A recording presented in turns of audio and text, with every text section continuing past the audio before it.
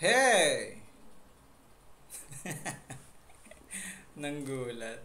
Alam mo yung pakiramdam na kahit anong plano mo, parang laging may kulang?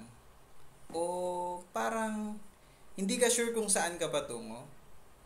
Yan yung tinatawag nating bigat ng uncertainty.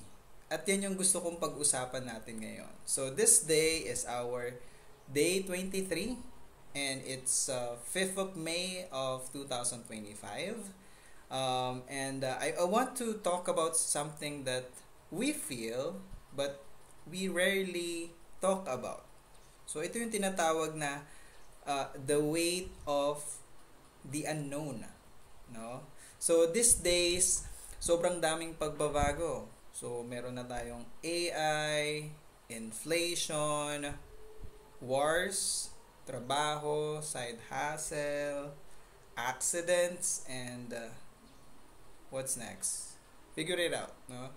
So yung bigat nito minsan yung tipong kahit wala namang mali sa'yo, parang pagod ka na kasi yung utak mo laging nag-iisip. So ang laging tanong niya na paano kung hindi ko kaya? Paano kung walang mangyari? Pero ang natutunan ko, hindi ko makokontrol ang future. Pero pwede kong panghawakan ang ngayon. So minsan, yung tipong kape lang sa umaga, o yung hangin na malamig, or yung simpleng kamusta ng isang kaibigan. So practicing gratitude help me yung huminga. Kahit hindi okay lahat, may mga bagay na okay pa rin, no? Natututunan ko rin na kaya ko pala. Napagdaanan ko na rin ang mga mas mabibigat noon.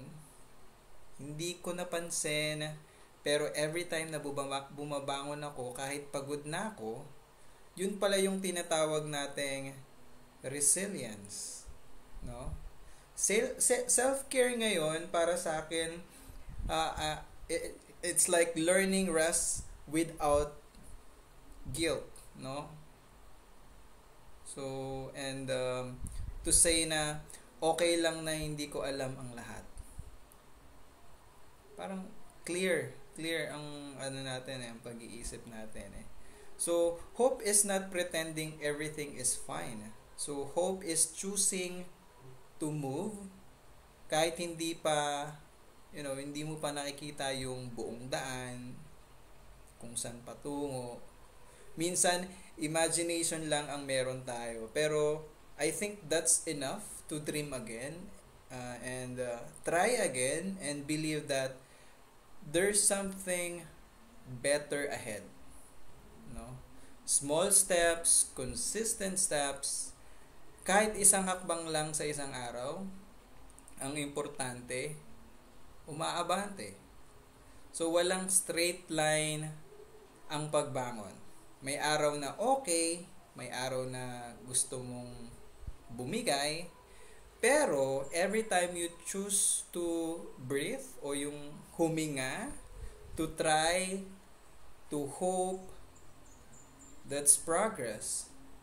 So the journey through uncertainty, it shapes you. Pinapalakas nito ang sarili natin, pinapalakas tayo, and one day, babalikan mo tong face na to and you will say, yung grabe, nalagpasan ko pala yun. So, if you're in the middle of unknown right now, just know, hindi ka nag-iisa. We will walk this path and, one day at a time. So, think about it. This is Lon. Still broke, still unsure, but still moving. Okay? So, stay safe, stay motivated, and keep grinding. Okay? See you sa next video.